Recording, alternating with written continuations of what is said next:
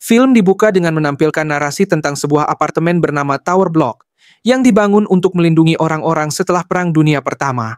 Namun, seiring berjalannya waktu, apartemen yang dulunya dihuni oleh kalangan pekerja itu telah berubah menjadi kawasan kumuh yang dikuasai oleh penjahat berbahaya.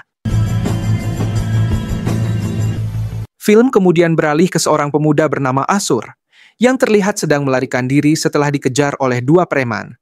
Ia berlari menuju apartemennya dan meminta bantuan dari para penghuni. Namun, bukannya mendapat pertolongan. Ketika Asur memasuki apartemen, tidak ada satupun yang mau membantu. Semua orang hanya fokus melihat Asur dipukuli habis-habisan oleh kedua preman tersebut. Tak lama setelah itu, salah satu penghuni bernama Becky datang dan segera memberikan bantuan. Ia mendengar teriakan Asur yang semakin keras. Pada saat yang sama, Becky memberanikan diri keluar dari kamarnya dan langsung melerai perkelahian mereka. Namun, alih-alih berhasil menghentikan perkelahian, sayangnya, ia justru dipukuli oleh kedua preman hingga tak sadarkan diri.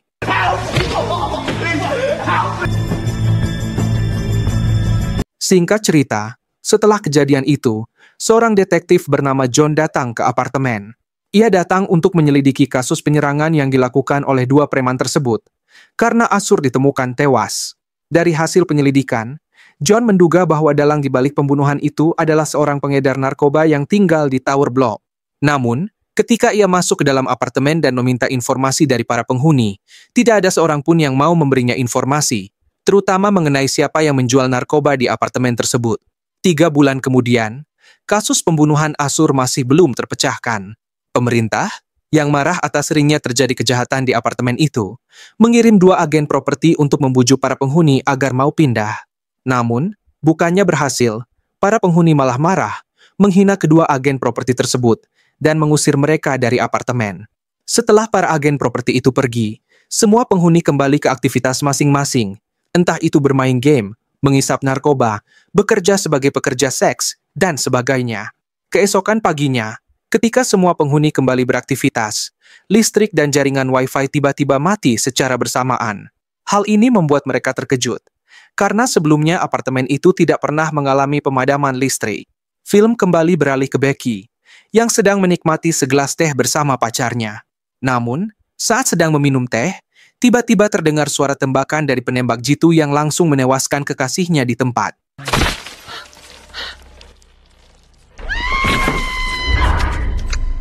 Tidak diketahui dari mana asal tembakan itu, namun yang jelas penembak jitu tersebut mulai membantai para penghuni apartemen.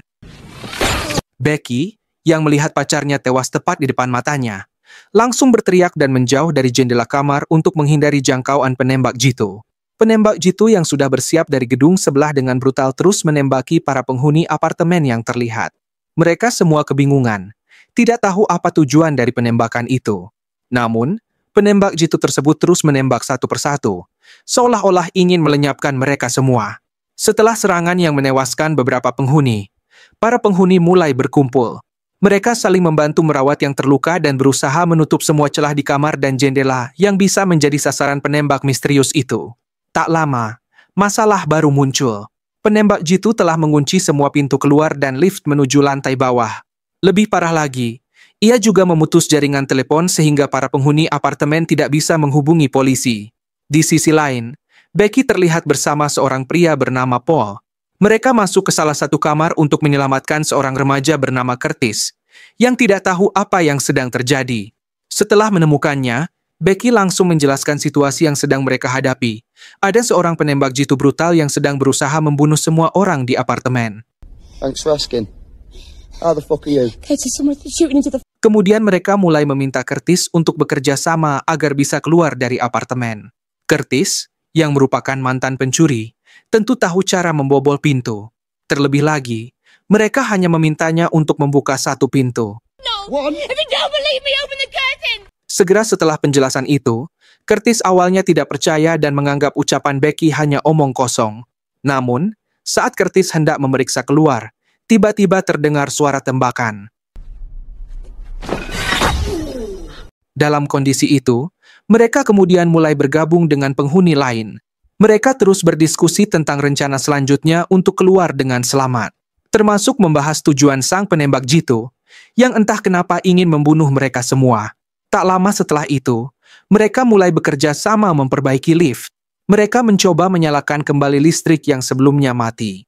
Setelah lift berhasil diotak-atik, akhirnya lift itu menyala dengan sangat lancar. Namun, pada saat yang sama, seorang pria masuk ke dalam lift. Sayangnya, pria itu langsung tewas ditembak senapan. Ternyata penembak jitu telah memasang jebakan di dalam lift, dan mereka tidak tahu bahwa senjata itu akan aktif jika dipaksa dibuka. Setelah berhasil menyingkirkan jebakan itu, Becky, Curtis, dan Paul kemudian mulai turun ke lantai bawah menggunakan tangga agar bisa meminta bantuan dari pihak luar. Namun, ketika mereka sampai di lantai bawah, mereka langsung kecewa karena pintu keluar telah ditutup oleh benda keras yang meskipun sudah dihancurkan, ditendang, diangkat, dibanting, dan didorong, tetap tidak bergeming. Merasa semua usaha mereka sia-sia, mereka kembali ke atas dan memberitahu penghuni lain bahwa pintu keluar telah ditutup oleh benda keras. This isn't just some random attack. All the planning, these pictures. He's trying to tell us something or teach us a lesson. Pada saat itu, salah satu penghuni yang telah kehilangan harapan dan semangat tiba-tiba berjalan ke arah jendela. Sekejap, wanita itu langsung tewas ditembak oleh penembak jitu brutal tersebut. Malam harinya, mereka masih diliputi kebingungan mengenai tujuan penembak jitu tersebut. Mereka mulai berdebat dan mengutarakan pendapat masing-masing. Pada saat yang sama, Curtis mulai menduga bahwa kemungkinan besar tujuan sang penembak jitu adalah balas dendam atas kematian Asur. Asur mungkin merupakan anggota keluarganya. Pada saat itu juga, Curtis mendapat ide, menyerahkan dua preman yang telah membunuh Asur. Ada dua pria bernama Flat dan Robbie, yang saat ini sedang bersembunyi di antara para penghuni. Setelah itu, Curtis mulai mendesak kedua preman itu untuk mengatakan kebenaran tentang apa yang sebenarnya terjadi. Ketakutan akan diserahkan kepada penembak jitu. Akhirnya keduanya mengaku bahwa pada malam penyerangan itu, mereka sebenarnya hanya ingin menagih utang kepada Asur yang sudah lama tidak dibayar. Namun, karena Asur melawan, kedua preman yang kesal itu secara tidak sengaja memukulinya hingga tewas. Dipastikan bahwa semua kematian yang terjadi di apartemen adalah ulah kedua preman tersebut. Curtis, yang sudah marah, tanpa banyak bicara langsung menyeret mereka ke arah jendela. Keduanya kemudian tewas ditembak di kepala oleh sang penembak jitu.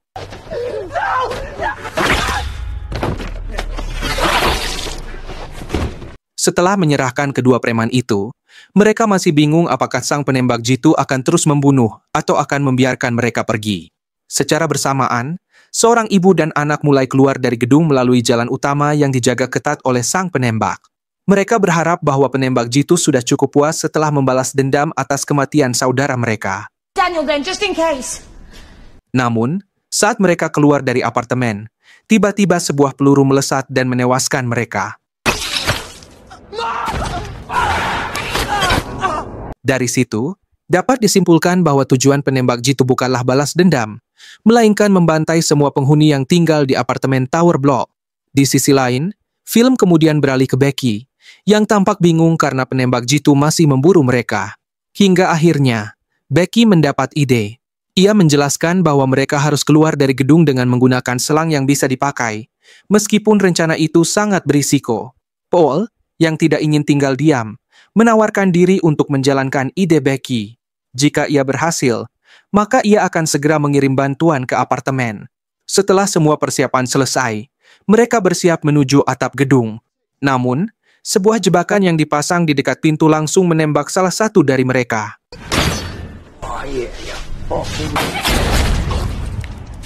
Singkat cerita, setelah jebakan itu dinonaktifkan, Becky, Curtis, dan Paul segera bergegas ke atap gedung. Mereka mulai menyiapkan selang agar Paul bisa turun dari gedung.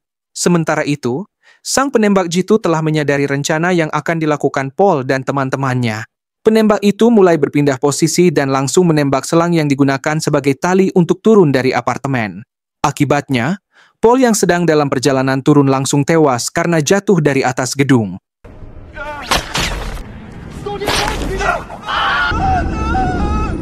Kini, hanya Becky, Curtis, dan seorang pria tua bernama Robert yang tersisa.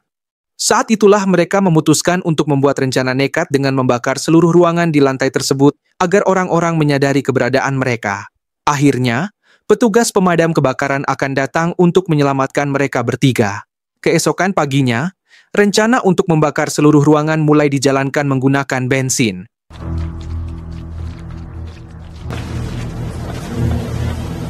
Saat itu, Curtis meminta Becky dan Robert untuk turun lebih dulu, sementara ia akan terus membakar ruangan-ruangan lainnya.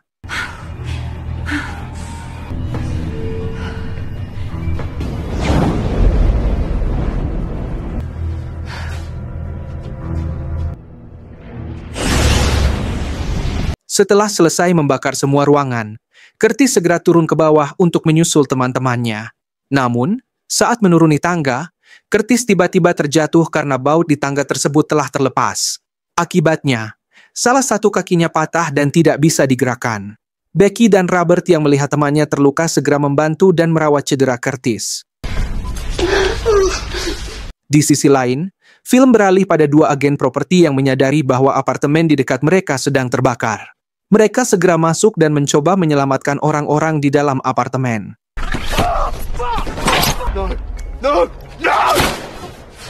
Namun, hal ini bertepatan dengan keputusan penembak jitu untuk keluar dari persembunyiannya dan membunuh Becky, Curtis, dan Robert yang masih bersembunyi di bawah. Tak lama kemudian, pria itu masuk ke dalam apartemen dengan granat asap dan mulai mencari orang-orang yang bersembunyi.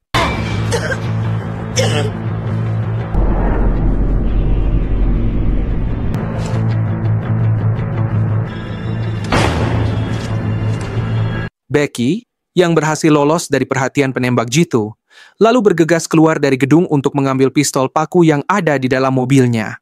Segera setelah mendapatkan senjata itu, Becky langsung kembali dan menembak ke arah sang penembak jitu. Terjadilah perkelahian di antara mereka. Dengan kerjasama yang baik, akhirnya penembak jitu berhasil dikalahkan. Ternyata, sosok di balik penembak jitu itu tidak lain adalah detektif John, yang beberapa hari lalu sempat datang ke apartemen mereka. Alasan John melakukan pembunuhan adalah karena ia ingin membuat semua penghuni apartemen tewas tanpa jejak. Menurutnya, mereka adalah orang-orang jahat yang pantas untuk mati. Namun, ketika John hendak dibunuh, ia melawan mereka. Tapi Becky, yang berhasil merebut kembali pistol paku, tanpa banyak bicara langsung menembak sang detektif.